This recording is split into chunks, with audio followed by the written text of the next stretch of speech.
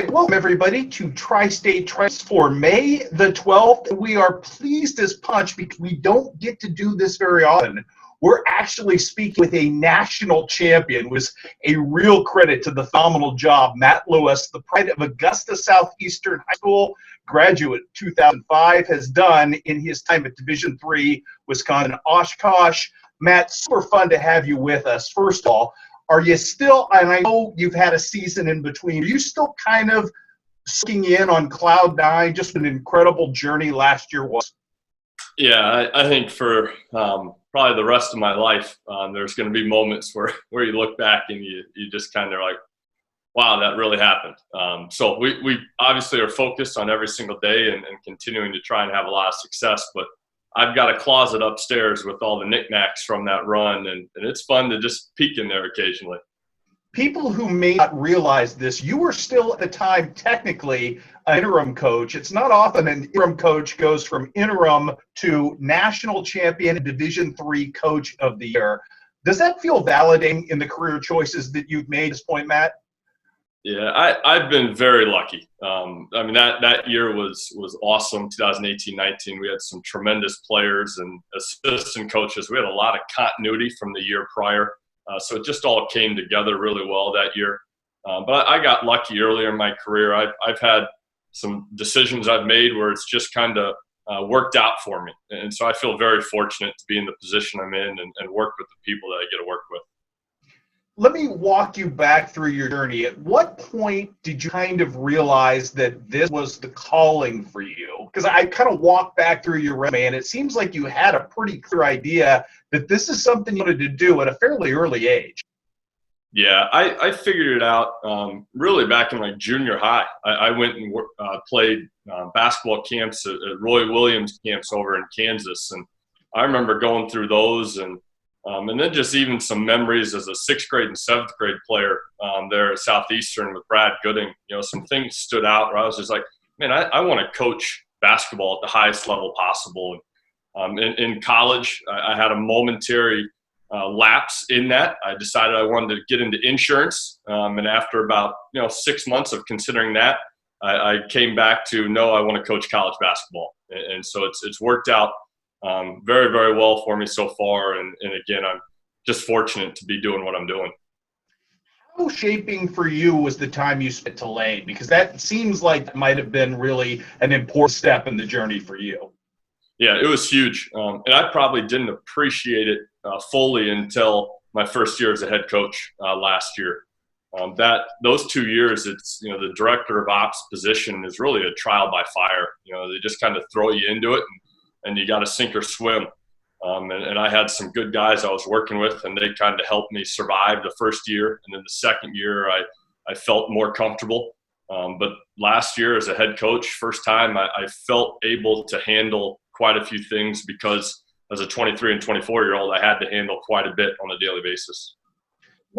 Now that you are the coach, what's the biggest lessons you've sort of learned about managing your own program, and what's the biggest misconception people on the outside of this business have about being a head coach?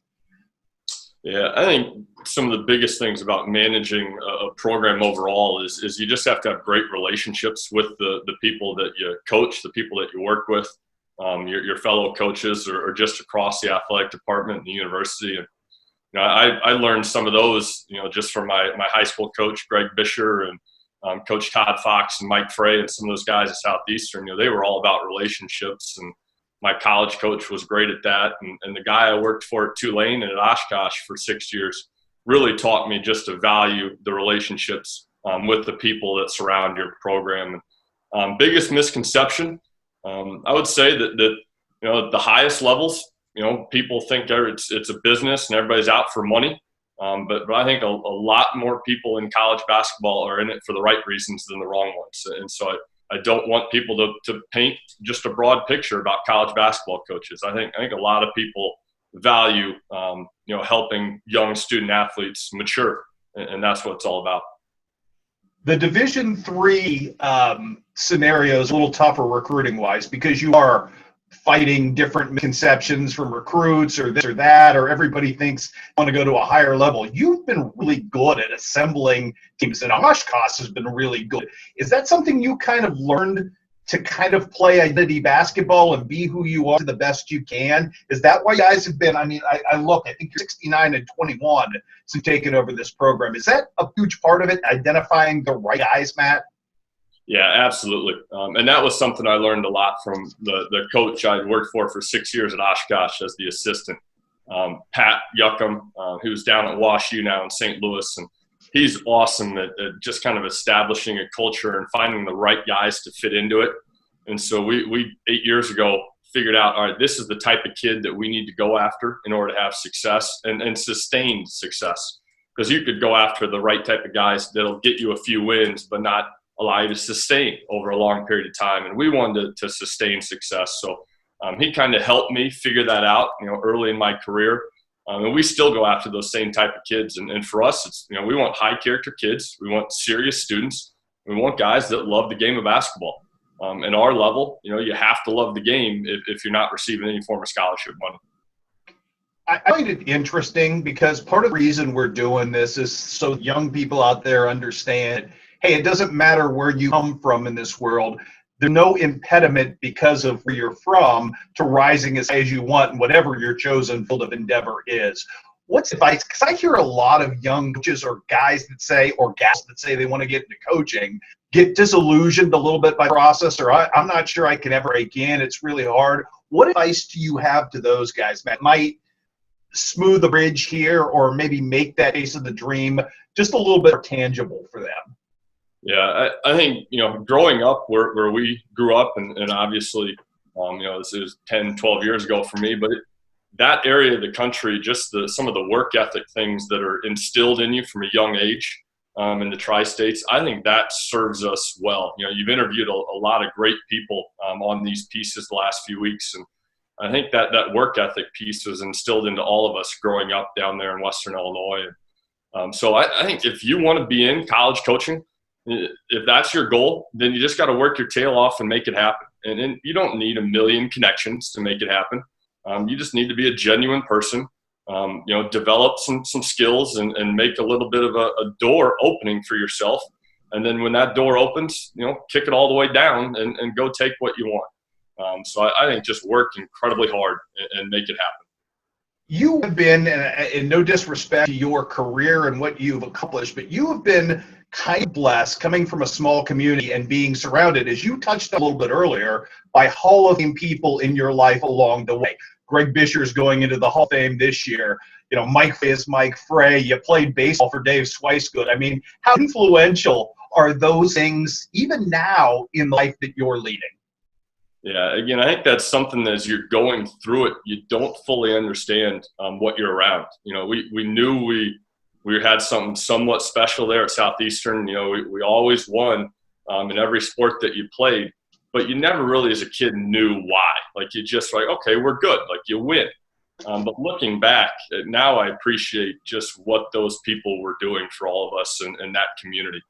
You mentioned several there that had an impact on generations. I mean, Coach Swicegood, find somebody that doesn't know Coach Swicegood. Those people had a huge impact on my life, and it's awesome to see them continuing to get recognition for what they've done. Looking ahead, and I know nothing in this business is given or, there are no guarantees, but you're in a really nice spot right now. It seems like you're pretty comfortable there, but it's inevitable that somebody's probably going to make a call if you continue to win like this. Do you think about that all? Do you stay in the moment? Are you just appreciative of the fact that you seem to have found a really nice one at this point, Matt? Yeah, I'm trying to enjoy this as long as I can. I'm a competitive guy. But I want to compete as much as I can in the current job that I'm in. And, just in terms of Oshkosh, it's turned into basically home up here. This is like my second home. My mom and dad live 15 minutes from Oshkosh. My brother, sister-in-law, 3 nieces. My wife moved up here from Texas and we got married. Her mom and brother moved up here from Florida. So everybody in our life is within 20 minutes. And so I couldn't have imagined it any better. I thought I was going to have to live across the country when I became a head coach. And So this has become home, and it's working out really well. I'm going to try and that's really an understatement at this point. But I have to ask you, because I hear this from coaches. You know, you've won a national championship in your career pretty darned early, and there are really good coaches who never even get within sniffing it just to that. Does it change you a little? Does it make you hungrier for that? Because, I mean, obviously, you touched on the magic of it all. I have to imagine it kind of transforms you, at least a little bit, coach. Yeah, I mean, it was the vision for our program since day one. Like the league that we're in is the best Division III league in the country.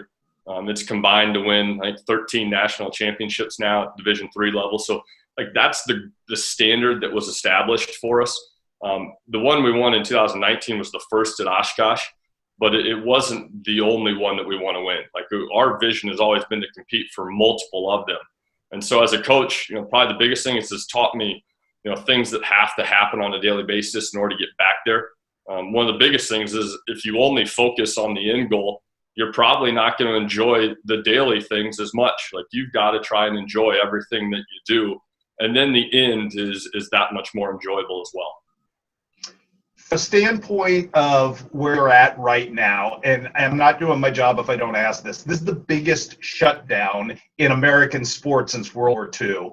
How has this whole COVID-19 pandemic kind of changed your world at the point? And I know there are a lot of people who are very up in the air where college sports is going in the immediate future.